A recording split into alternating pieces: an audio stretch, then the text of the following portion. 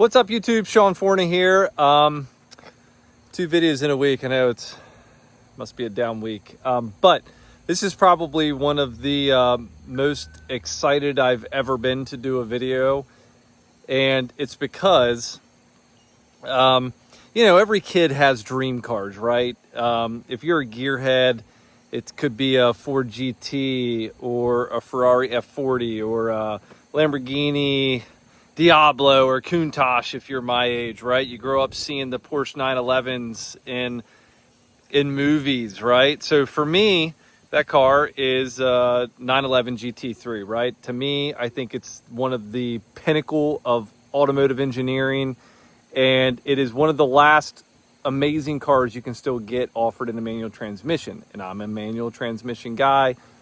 I know the PDKs are amazing. They're faster than me. They're better than me, but I like rowing through my own gears, right? And Porsche is one of the only manufacturers, with the exception of BMW with the M3, that still offers a manual transmission besides the American manufacturers. So about 15 years ago, I kind of set out on this ambition and this dream to save up enough money to get a GT3, right? And it's one of those things that you work hard and then, well, we have a farm and something else comes up. We need a tractor, so I had to put that off. We have 4 kids, so we had, you know, we have all these different things that we need as a family, and those things just kept on getting pushed down the list.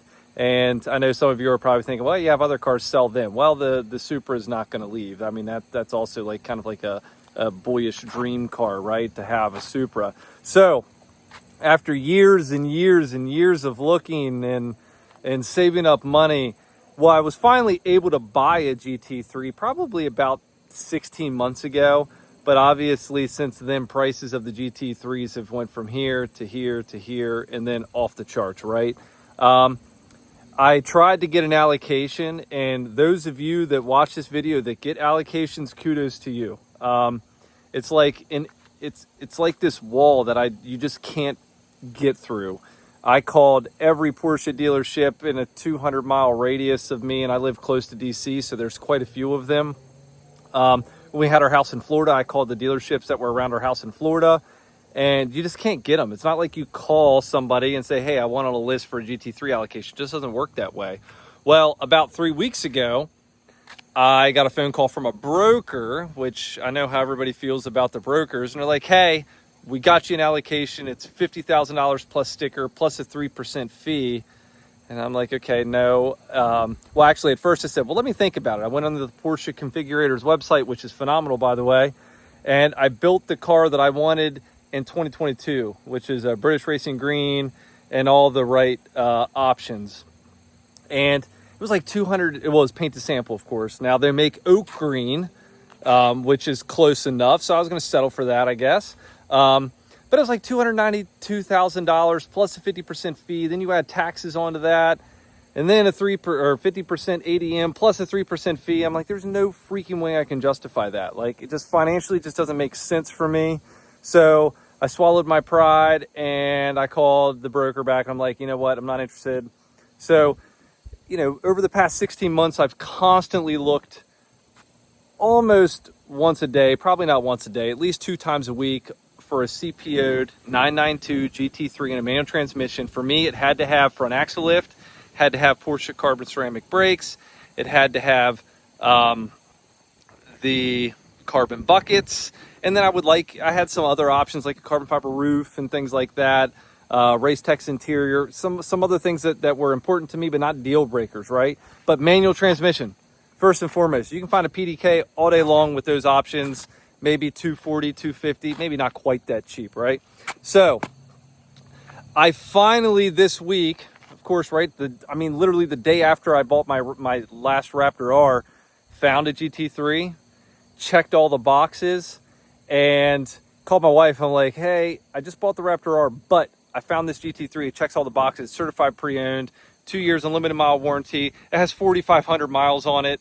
And the best part about it, I didn't have to get it shipped from across the country. It was 2 hours away from me outside of Baltimore. So, needless to say, I'm like ecstatic to finally be able to say, there she is, Gentian Blue, 911 GT3. So, this video, Just going to do a quick little overview. Of course, I'll show you the window sticker like I do in all of my cars. Now, you know, a 4,500 mile GT3 with the big 4 options does not go for sticker, even though it's a 2022. So stay tuned. Make sure you hit the like button, hit the subscribe button. Follow along my GT3 journey, if you will. It's been a long time coming, 15 years of hard work. You know, not taking no for an answer, no matter what's been against me. I'm just really happy that finally able to check this box and get my dream car. Now, my second dream car, which maybe I can get whenever I sell my business one day, would be a Ferrari F40. Other than that, I've reached my pinnacle right now with my GT3 car, and I'm super stoked about it. So stay tuned. Thank you. All right, so here she is. Got some bugs on the front because I'm going to be a GT3 owner that actually drives it. So I've already put like 400 miles on the car just in the past 4 days or 5 days that I've owned it. The cool thing about this is, like I said, it's certified pre-owned. So 2 year, I think Porsche's certified pre-owned warranty is fantastic. It's 2 years, unlimited miles. And I added the 3rd year option because why not? It wasn't that bad. It was $3,300 to add unlimited miles. The good thing about this car, the full car was PPF'd. I don't know about where you guys are geographically located, but that's like $8,000 to $9,000 on a GT3 in my area. So that was done. This was the 3rd color on the list. First being British Racing Green, NATO, or Olive, one of those colors of the green family would have matched the Supra pretty cool. Second was chalk. I know that's probably a pretty plain Jane color, but my GT4 was chalk and I loved it. And then 3rd was gentian blue. So here it is. I'm not big on the sticker, satin neodyne, I think is what they call it. I'm not big on the sticker, but it's grown on me in the week, so it's not going anywhere. Plus, it's underneath the PPF, so I'm not taking the PPF off, just take the sticker off. Wheels were painted the same to match. Of course, it has the Porsche carbon ceramic brakes, with the calipers in black. It has the carbon fiber mirror caps. It also has the carbon fiber roof. And now that I have this car, I bought it. It was a fantastic experience, by the way. Big shout out to Alex at Porsche Hunt Valley. Fantastic experience. This car was actually what I would consider to be a deal that popped up, and I just so happened to be the first one that called. I committed to pretty much buying it sight unseen right away. They didn't have pictures up on their website, but I knew a 4,700 mile Porsche, one owner, was going to be in great condition. Of course, I could have said no whenever I got there, but I went ahead and pretty much immediately signed the documents and said, I'll figure everything else out between now and whenever I come there to pick it up.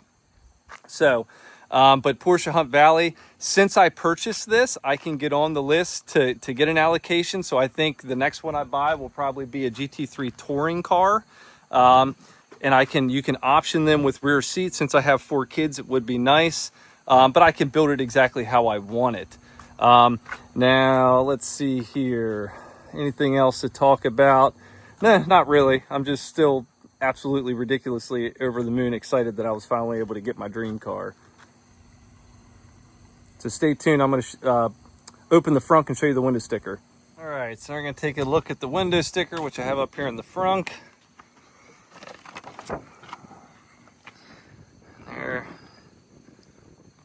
There you go. Total price $210,370. Of course, somebody might have paid that for it, but I of course did not pay that for it since it was certified pre-owned. But the cool thing about Porsche is you can literally customize pretty much everything. Everything you can think of, you can customize, down to the stitching, deviated stitching. Everything's an option. You can do all kinds of stuff with a Porsche. Now, of course, on the inside, and a little feature I like is whenever it's locked or driving down the road, these go in. I don't know, maybe I'm the only one that finds that interesting. But like customization, you can customize what this says. You can get puddle lights, you can get all kinds of stuff. But of course, fixed back carbon bucket seats. And then the cockpit of this thing, I mean, these seats are incredible. You fall into it. But chrono, preparation for the lap trigger, front axle lift, suspension. Of course, you can control a lot of that from here. These screens I love on the Porsche are really customizable. You can get navigation and stuff. There's the most important part for me. My kids think this is fascinating. That's kind of like an old throwback Porsche type of thing. You can still get the fire extinguisher as an option. I don't know who or why somebody would do this, but this is going to come off. My phone doesn't even fit there anyway. But Race Tech's interior, Race Tech's visors. Yeah, that's it on the inside. Right, and the everybody, so thank you all so much for watching. Again, this is just an overview video. I'm going to do some driving videos and things like that. First impression videos as I get to continue to drive it. But yeah, just one of those bittersweet moments that as a gearhead, you work hard and you set these goals. And a GT3 I like to think of myself as like a really highly motivated person. And, you know, I was taught really early whenever I was like 19 or 20 years old, first getting into business, to have a dream board. And I could pull a dream board out that I made in like 2020, or I'm sorry, like 2008, 2009-ish, and a GT3 would be on it. Didn't think it would take this long, but, you know, a GT3 isn't one of those things that you can just work hard for a couple years. You kind of got to build up and work hard continuously, especially whenever you have a family that comes first all the time, no matter what. So just one of those things that, you know, whenever I got down there, of course I was nervous because this is a big boy purchase. I mean, you're driving a house essentially. But as soon as you get in behind the wheel of this thing and you start it for the first time and you drive it and you're rolling through the gears, I found myself shifting at like 4,000 RPMs or 5,000 RPMs, and there's still a lot of life left above that. Thank you all so much for watching. Like I said, I'll continue to do videos on this. I am going to put a cap back exhaust on it. I'm trying to narrow down which brand and things I'm going to go with. If you guys have any feedback on brands that you like that I should consider, drop a comment below. But in the meantime, hit the like button, hit the subscribe button. And thank you guys so much for watching.